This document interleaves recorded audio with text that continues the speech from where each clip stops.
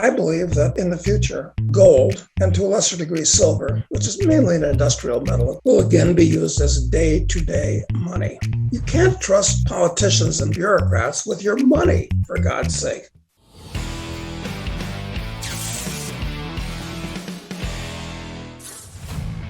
Please join us for our next live stream Sunday, October 24th at 9 p.m. Eastern.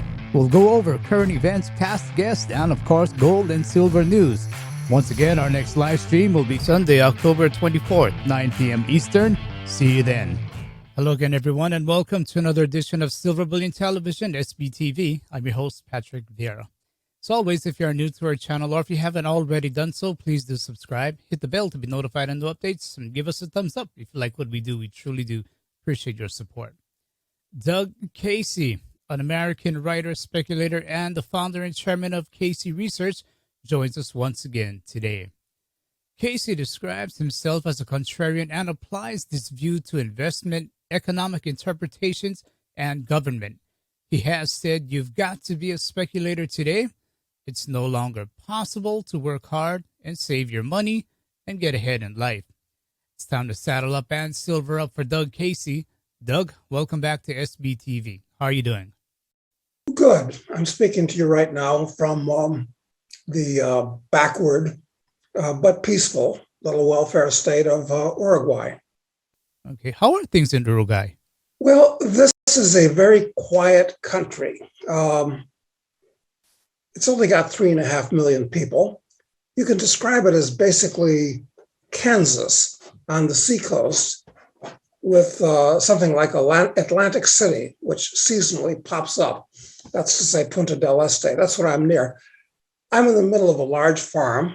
I've been living in Uruguay about half of the year for many years, in between here and Argentina. But it's a nice place to be. It is. But we have the same problems as the world does. For instance, well, in particular, this COVID hysteria, which has swept the world. It's turned from a hysteria into a psychosis, actually. Okay, I'm sure we'll touch on those things as we move forward. Doug, in a late September International Man communique, it was stated that a tenet of capitalism is that if it's let alone, it'll sort itself out and will serve virtually everyone well. Conversely, every effort to make the free market less free diminishes the very existence of capitalism, making it less able to function. Are the U.S. government and their own central bank diminishing the existence of capitalism? Well, what we have in the United States is an actual Bolshevik government. Now, people might say, that's ridiculous. The Bolsheviks don't exist anymore. But the fact is that the people in the Biden administration share the psychology and the philosophy and the values of the Bolsheviks that took over Russia in 1917. For that matter, they're identical psychologically and philosophically and worldview-wise to the Jacobins during the French Revolution in 1789. So it's a very serious situation we're looking at now. And these people, once they have control of the apparatus of the state, are not going to let go easily. And in the United States, the people that are in red counties and blue counties, they actually hate each other at this point. They can't even talk to each other. So it's not a good situation at all. It's a dangerous situation. Yeah, Doug, do you think they're doing this intentionally, or are they really trying to resolve economic and political problems? Well, look, these people with a statist and a collectivist bent, they think that the free market itself is a problem. They think that they know better than the mass of people who buy and sell and trade with each other. Look, you got two kinds of people in the world. You've got people that like to allow freedom, and people that allow freedom and create things and manipulate things in the physical universe. I like those kind of people. Then you've got the kind of people that basically are interested in manipulating and controlling other people. Now, inevitably, that type of person always goes into politics, whether it's Republican or Democrat or liberal or conservative. Those people that like to manipulate other people go into politics. But the people that we have in Washington right now think that they know better than the market. So they want to enforce their opinions on everybody else. Yeah, with what you just said, I think you had mentioned that also in a September International Man communique. But Doug, how did we get to this point in history where politicians, they no longer serve, but they instead rule? Well, as I said, people that get into government um, they're professional busybodies. They think that they know what's best for everybody else. And the problem is the world has become very politicized over the, well, it's been increasing over decades, but the trouble is people have become very, very politicized.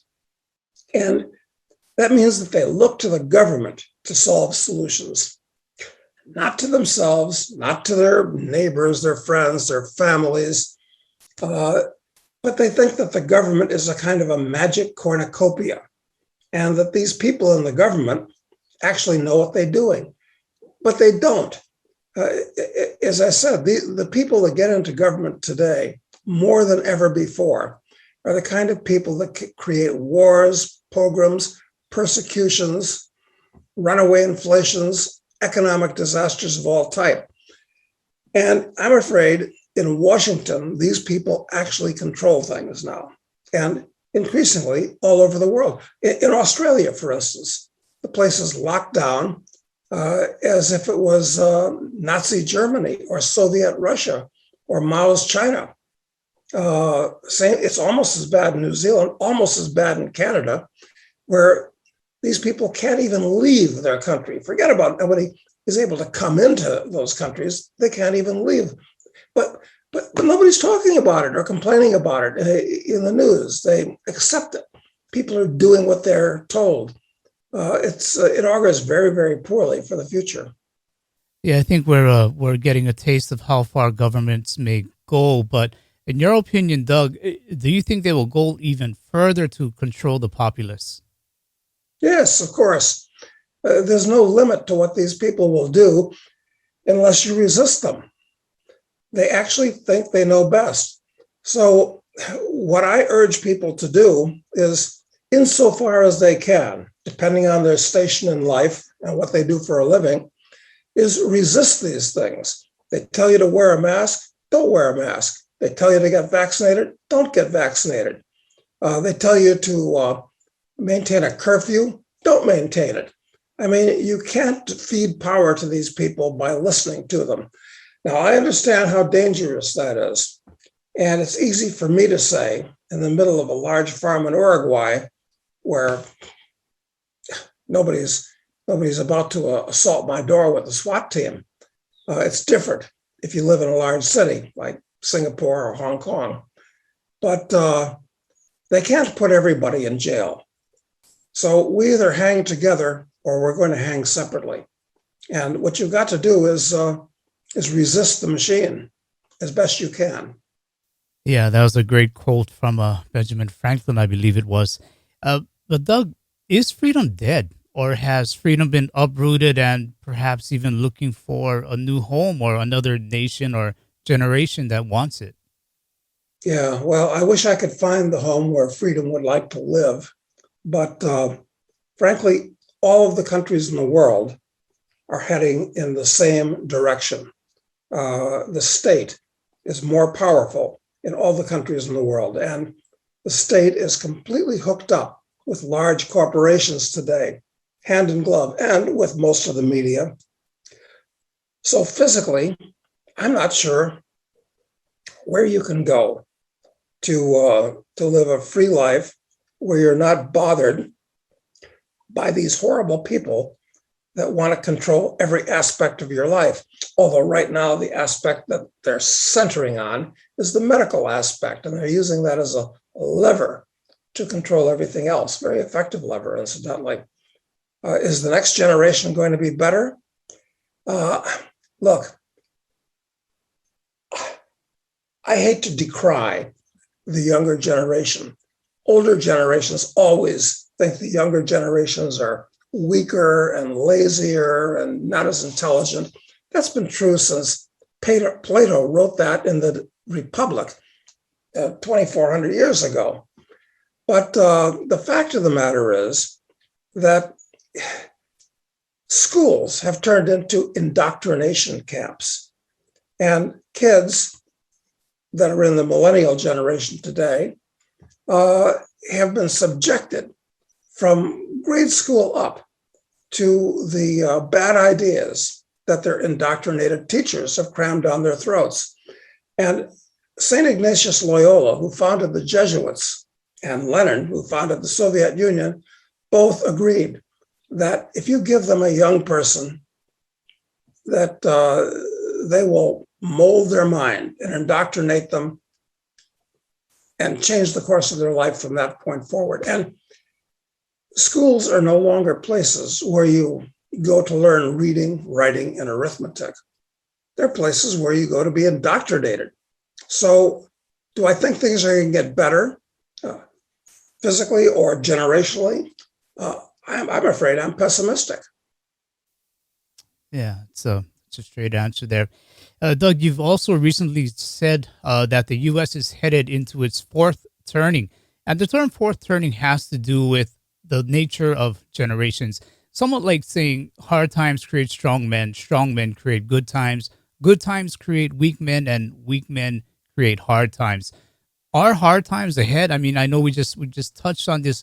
And which generation will be called to tackle the coming crisis and conflicts? Well, what you're referring to, of course, is Strauss and Howe's book, Generations. Great book, came out in the 90s, followed up by The Fourth Turning, where they amplified the theme that they put forward. And in those books, they don't see a pendulum going back and forth from liberal to conservative, from freedom to control. They see kind of a 4-part pendulum based on what you just said, actually. So what they see, it's a generational theory of history, actually. Each generation lasting about 20 years. So what they see is that right now we're in what they call a fourth turning, which means tough times, economic disaster, war, all kinds of terrible things like that. And I agree with Strauss and Howe, except I'm afraid that because the last several generations have been so thoroughly imbued and indoctrinated with Marxist and collectivist ideas, I'm like I said, I'm pessimistic, and of course there are a lot of people that are more pessimistic than I am. There are some who believe, with some reason, that this COVID hysteria, which has visited itself upon the world, is actually an opening round of World War III. I'm of the opinion that World War III, when it happens, and it will, it's not going to resemble, it's going to have nothing to do with F-22s and Ford-class carriers and submarines, none of that. That's all junk. It's junk in the same sense as battleships were junk before World War II, and cavalry was junk before World War I. The nature of war is going to change. So the war that's coming is going to have two main aspects, I think. One, it's going to be a cyber war because the entire world runs on computers these days, and they're not so hard to hack. And if you bring down the computers of a country, you bring down everything, the utilities, electricity, the banking system, shipping, everything. Number one. Number two, it's going to have biological aspects. And it's been asserted that this COVID hysteria is kind of a test case. Maybe the next virus will be even more serious, because you'll recall there are people like Ted Turner and Bill Gates that have said on numerous occasions that the world would be better off with just a few 100 million people, carefully chosen, of course. So, yeah, we're looking at some very interesting times coming up, I think. Yeah, interesting for sure. It's interesting how you mentioned the next war probably will be in the cyber arena. Um, if that should be the case, what happens, let's say, if we have already moved over into a fully digital type of a monetary system with no more paper currency, but just digital currencies? Well, that's going to be a complete disaster for the people that have digitized their lives. I mean, Bitcoin, for instance, has been very, very good to me. And it serves a useful purpose. But the problem is that governments are trying to go to digital currencies run by the state. And if the government, if you're using a government's digital currency, it's bad enough using a government's paper currency, which is being inflated out of existence as we speak, because all these governments are creating trillions of new currency units. Paper currency is bad enough, but when governments go to a government digital currency, it means that they'll have complete control. They'll know exactly what you're buying, how much, when. They'll be able to debit or credit, is what they'll emphasize, your bank account at will. It'll be a complete loss of freedom. So, sure, I mean, I use Bitcoin, the digital currency. That's one thing, but that's a private currency, which is limited in amount and is not controlled by the government. It has dangers because it is digital. And if we have a cyber war, it's not going to be good for anything that runs on computers, including Bitcoin. So while I do that, I have a lot of physical gold. I have a lot of physical silver, both. Yeah, we'll touch on that also in just a bit. But as for today's economy, David Stockman wrote in an article, again in your International Man communique, titled "The Banking Ponzi Scheme That's Savaging Depositors." He noted that accelerating inflation supposedly portends higher growth and loan demand, but that's a complete humbug because what we actually see in the market is stagflation. Doug, between hyperinflation, stagflation, perhaps disinflation, deflation, which do you see and why? All of them are possible today. All of them are possible today. The monetary world today is extremely unstable. We're overburdened by debt. The central banks are printing up new currency units by the trillions, and most of that money inevitably goes to big corporations, and the rich little guy just gets table scraps that fall off the monetary table. So what are we headed towards? At this point, I think we're headed towards hyperinflation. Will it be as bad as places like Zimbabwe or Argentina, both of which I've spent a lot of time in? I kind of doubt that because those are small and insignificant economies. But I think in the next couple of years, we're going to see inflation on a retail level. Right now, most of that money has gone into the financial markets, the stock market, the bond markets in a hyper bubble, real estate, which rests on a platform of debt, has been booming as a result. But I think in the next few years, that inflation is going to start filtering down to the retail grocery store. I mean, I think in the US, although the US government is reporting about 5% inflation right now, 4 or 5%, I think those are completely phony numbers. I'd say that actual retail inflation in the US is well over 10%, well over 10%. And it's going to 20%. It's going to be absolutely shocking. And this is true in most places in the world. So, Eh, answer to the question, deflation is possible because in a world where we have so much debt, if that debt is defaulted on, say $1 billion bond is not paid, well, that $1 billion goes poof. That's deflationary. But that's the last thing that the powers that be want to have happen. So let's say we're going to have stagflation. Look, it's going to be worse than that.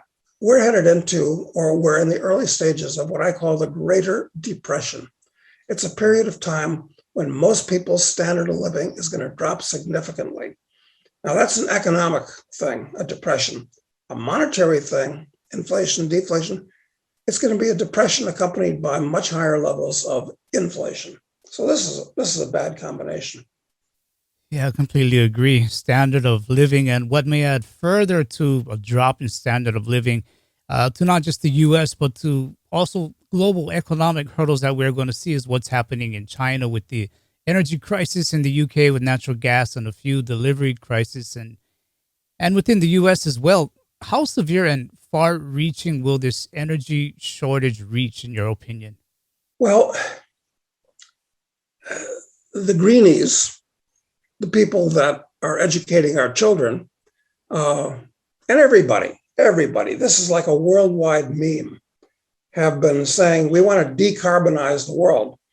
This is another nonsense, quite frankly. They turned carbon, the basis of all life, into an enemy element. Like it's more dangerous than plutonium in these people's opinion. And one consequence of that is they're trying to wean the world of fossil fuels. Now, in principle, yeah, okay, that makes sense. I mean, the amount of oil and gas and coal are limited in the world, of course. But the market would take care of these things. Look, if we lived in a free market where government bureaucrats weren't running and deciding things, we would be running on nuclear power, and not the primitive second generation plants, which are all over the world. We'd be running on small, highly efficient 50 megawatt plants, and nuclear power would be extremely cheap. But government has quashed progress in nuclear. So yeah, we're still using coal and oil and so forth. But they're trying to get rid of that. Like Exxon and Shell and BP, all of them have said that they're getting out of the fossil fuel business. And in fact, they are. They're not drilling. Their reserves are going down. Yeah, we're going to have shortages. I think we're going to see oil well above $100 an ounce within the next year, $100 a barrel, excuse me. And there will be shortages of it because they're just not drilling. Most of the oil in the world is going to start coming from OPEC again. And yeah, it's a serious situation. We're going to have real energy shortages, is what I'm boiling this down to. Okay, yeah, because some people are very concerned that an energy crisis could potentially trigger a resource war leading to a currency war or even a hot war. Should we be concerned about this? Yeah, we should be concerned about it because you can't draw the analogy with today in World War II too far, but you'll recall that the reason the Japanese attacked Pearl Harbor in 1941 was because Roosevelt cut off their oil supply. Almost all the oil that the Japanese were burning at that time came from the United States. So it seemed to the Japanese that they had almost no alternative but to attack at that point, not to excuse the attack, but still, they were provoked. Could this happen again today with different countries? Yeah, it could. The solution to this is the free market. price of oil should, different countries, different companies should be able to trade, and the price should fluctuate according to supply and demand. But this is being politicized, where one government puts another under embargo and so forth. And you back people into a corner, and they'll do desperate things. It's like the U.S. is trying to still after decades, still trying to foment a war with Iran, making life in that country impossible, because the main thing that they produce is oil. Look, anything could happen. You could have a revolution in Saudi Arabia really easily from a number of different points of view. A major source of oil would be cut off. This is a weak link in the world's economy. I'd love to see the world go to solar power and wind power. And solar power, the price of solar power has dropped about 90% in the last decade. So there's a future for it. But the problem with solar and wind is that they're not reliable. Sometimes the sun doesn't shine, the wind doesn't blow. Yes, batteries can solve this, but that's a whole other problem. Look, the only ultimate solution to this is technology. I have no doubt that we'll solve the fusion problem in the future, and that fusion will obviate all of the current forms of power. It'll happen eventually. Yeah, it's interesting how you mentioned oil could have been the cause for World War II, or Japan choosing to do what it did. And I can hear our viewers screaming in my ears, is the petrodollar the possible reason for something that is now backing countries into a corner where they want to get off the petrodollar, and war might be an option as well? Well, I think everybody wants to get off of the dollar. The dollar has become the world's currency. It's the official currency, not just in the United States, but in Panama and several other countries, Liberia, minor countries. But it's the de facto currency, the unofficial currency in about 50 countries around the world. They don't use their local pulas and kwachas and dirhams and, junk currencies like that, except for small things within these countries, these third world countries. They use dollars. So, but the world wants to get off of the dollars. Most people are unaware of the fact that the major export of the US isn't wheat or corn or Boeings or computers. The main export of the US is dollars. And right now, the number of dollars being shipped out of the US is greater than at any time in history. The US is now running a deficit, a trade deficit of about $850 billion per year. In other words, we ship out dollars, and those nice Germans ship in Mercedes, and the nice Japanese ship in Sonys, and they get dollars. The trouble is, there are how many? Maybe 20 trillion US dollars, I'm guessing, nobody knows, outside the US.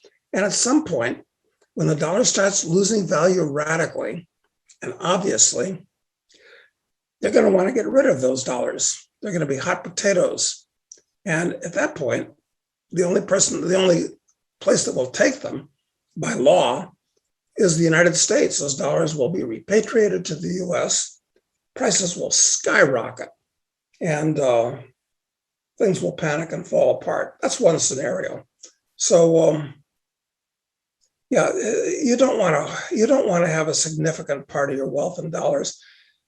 At this point, there are better places than the currency, and I believe that in the future, just because it's logical, gold, and to a lesser degree silver, which is mainly an industrial metal at this point, will again be used as day-to-day money, maybe in digital form, but there'll be money again.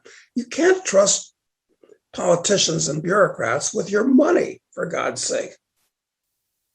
Yeah, a lot of our viewers agree with that as well. They're looking at gold and silver. And one question we always get from a viewer, in fact, Craig A, he wants to know why you think silver seems to be having such a hard time at that $30 level. Now, I know you're not a technical analysis or anything like that, but in your opinion, why do you think silver seems to be having such a hard time getting to that 30 level and going above it? Yeah, well, silver and gold are two very, very different markets. All the gold that's ever been mined in history is basically still above ground in vaults or in readily accessible jewelry. It's not true with silver. Most of it's consumed in one way or another. There's not large stores of silver that are on the market waiting to be released. Governments don't own silver anymore. Almost all the governments in the world have sold almost all the silver they have. They used to have a lot.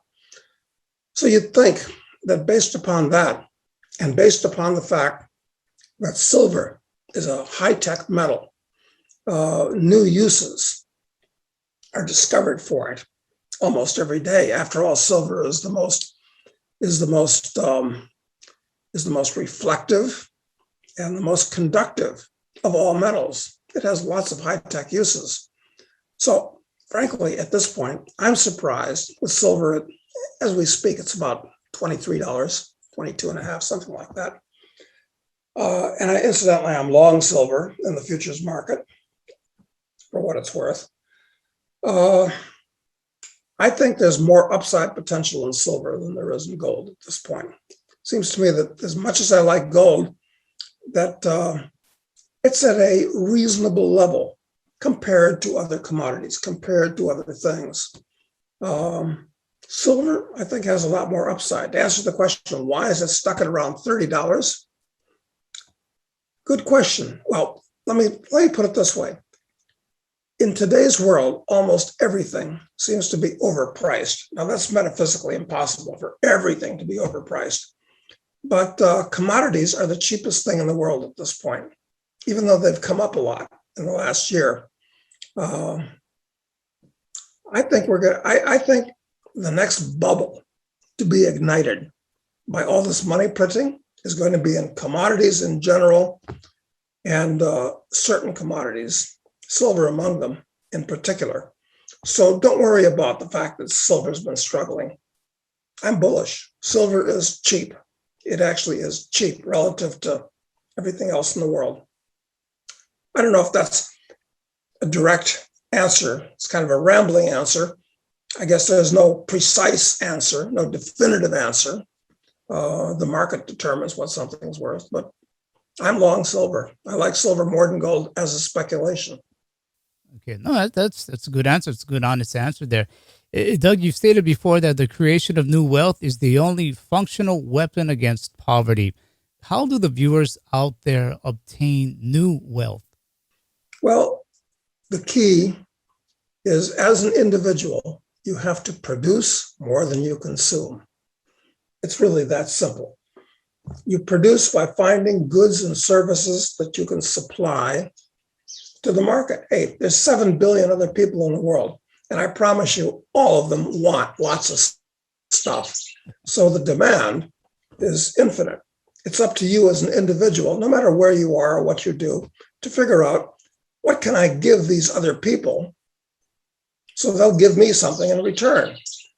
So that's the first key.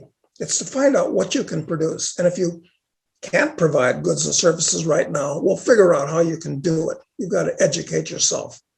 Then after you produce, you have to make sure you produce more than you consume. Cut your spending down.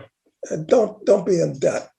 And the difference, savings, is capital.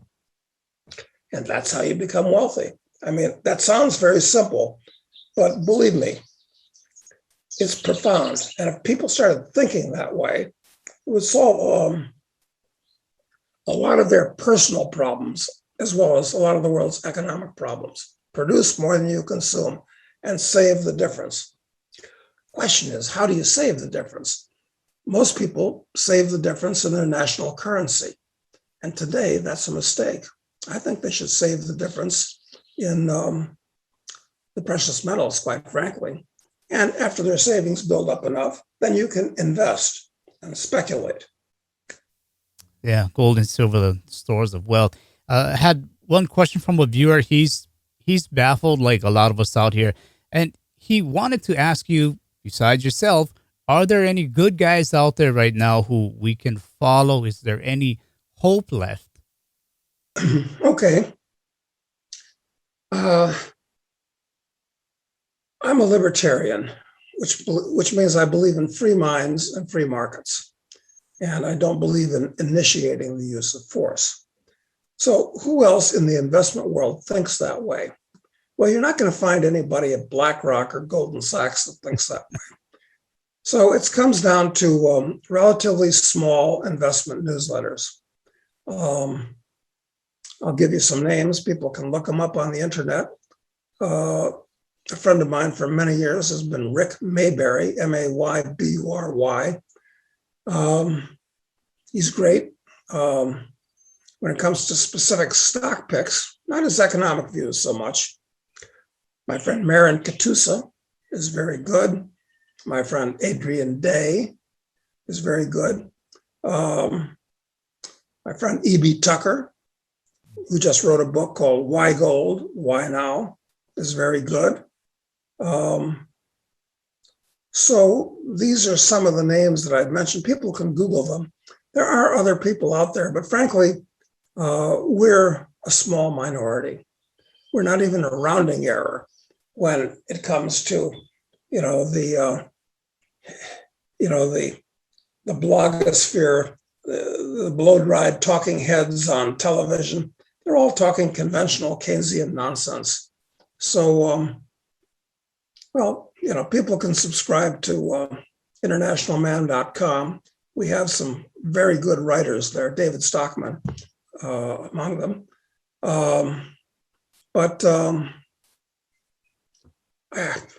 One last question here, though. Doug, how do you stay positive? How do you stay focused with all that's going on? Well, I control my own reality.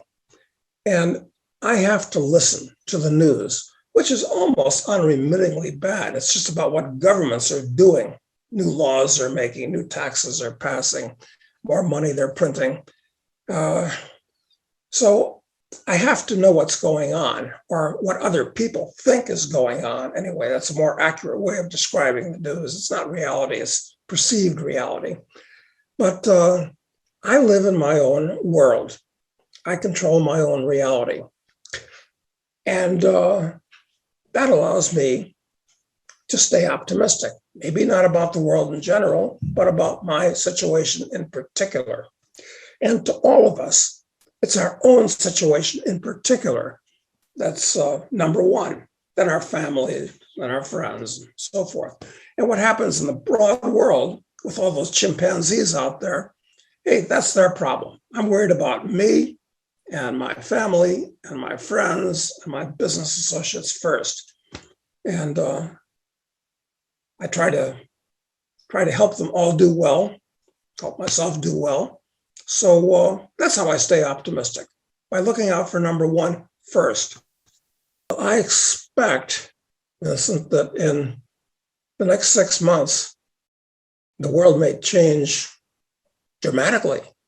It's hard to tell which direction because it's such a chaotic situation. Why 6 months? Is it because of getting close to midterms or anything like that? That's part of it. Certainly, I probably should have picked a year, because if you're going to make a prediction, it's best to give yourself as long a time frame as possible for that to happen. It's because we're going into the winter in the Northern Hemisphere. And the winter is the flu season. And they seem to be building this COVID thing up to a crescendo. So I expect it'll peak one way or another in the next 6 months. But give me a year, and I'm sure we'll look back at this moment as we speak, and we'll see, boy, that was pretty mellow back then. Things are a lot less mellow now. 6 months, probably. A year, certainly.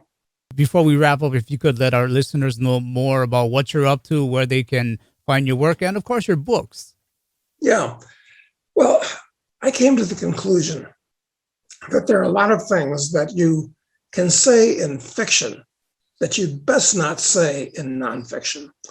It gives you a broader palette on which to paint, and a good novel is fun to read while it can be educational. So I started writing with my co-author, John Hunt, a series of novels.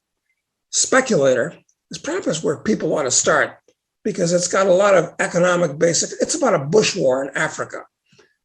Incidentally, I'm quite knowledgeable about Africa. And it's an exciting thing where our hero, who's only 23, goes to Africa because he gets lucky on a mining stock and he wants to find out what's there. So we talk a lot about theory of speculation and all that makes our hero quite wealthy.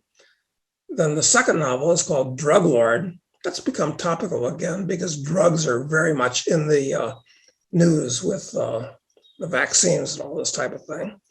And then the third book we came out with last year is Assassin, where our hero decides there are some people that just need killing. It's like excising a cancer from the body politic. You can't say that kind of thing in a nonfiction book, but you can in a novel, and it's a hell of a good novel. So the novels get more radical from here. I don't want people to fall behind. Next year, we'll be out with a new novel called Terrorist, where our hero, Charles, is accused of being a terrorist. I've got lots of views on terrorism as a method of warfare and so forth. But so if you want to read more stuff by me, go to internationalman.com and go to Amazon where those books are available. And also, I have a podcast, which is a couple times a week called Doug Casey's Take on YouTube. So if people want to hear more opinions about this type of thing, go there too. Okay, some good advice. I think it's always good to take a step back and refocus. And I thank you for sharing with us what it is that you do.